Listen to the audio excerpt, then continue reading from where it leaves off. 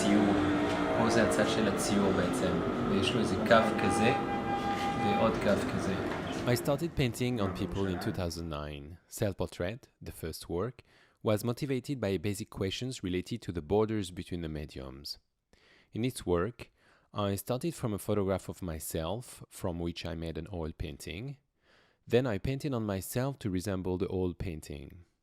Finally, I filmed and photographed myself painted. Somehow, I painted a representation of me on my own body.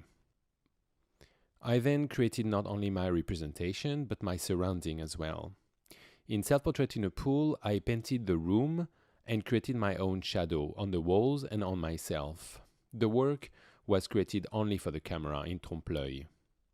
The space was photographed in such a way that the form of space disappears.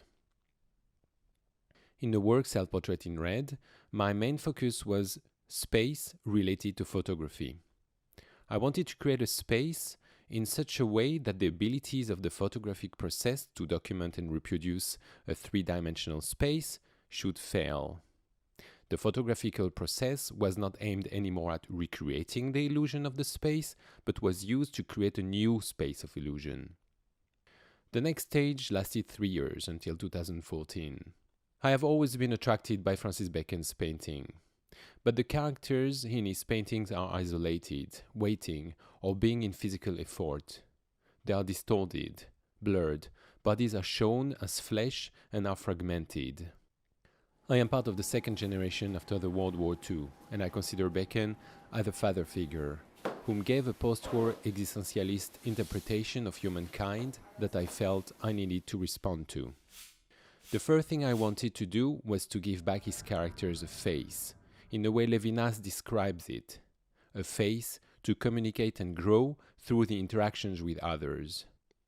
I believe that man can be free not only in the void described by Sartre, but that the other can be an opportunity of growth, a way to go beyond ourselves. In my works, I reenacted what Bacon created from his memory and imagination and then modified it. This was my way to change this vision of man he shows that is part of my own reality and education. This is a vision I inherited from the past generation. The fact that subjects are living in my works are the only way for them to respond to their environment, act, somehow communicate through their actions and face. The living character can show more complexity. He has a soul. It requires more blindness to see him only as flesh. The working process of this sort of living painting is very important to me. It is actually part of the final work that can be seen mostly in the photographs. All my works are first modeled using sketches. I usually work with Indian ink, black and white at the beginning, then I add watercolors.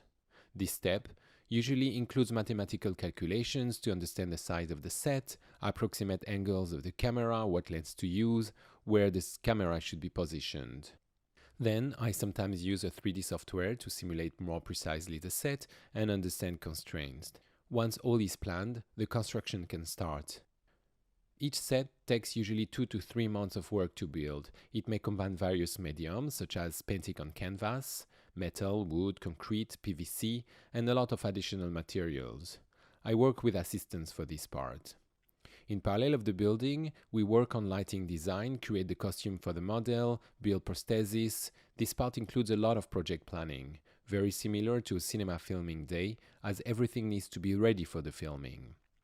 The day of the filming, the studio changes into a cinema set. Usually 10 to 15 people are present. The models, cameraman, photographer, light designer, costume designer, makeup designer, producer, light, and art assistants.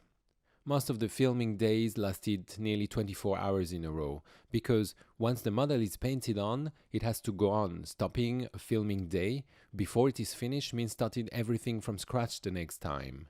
Also, each set is built for a specific character, depending on his size. This often means that you cannot really see the set before the character is placed and painted on. The set actually remains inaccessible until the very last moment of the filming day, where the decor, models, camera, and lighting come together simultaneously.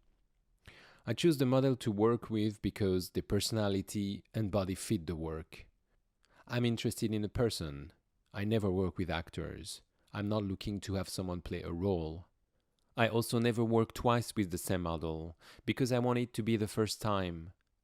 I'm interested in how the person will react to the new environment that has been built for her or him. When the camera rolls, there's a sudden silence. At that point, the model is alone, under the projectors, isolated from the environment. Only then I can catch her or him without any mask, in a very genuine moment of her or his being.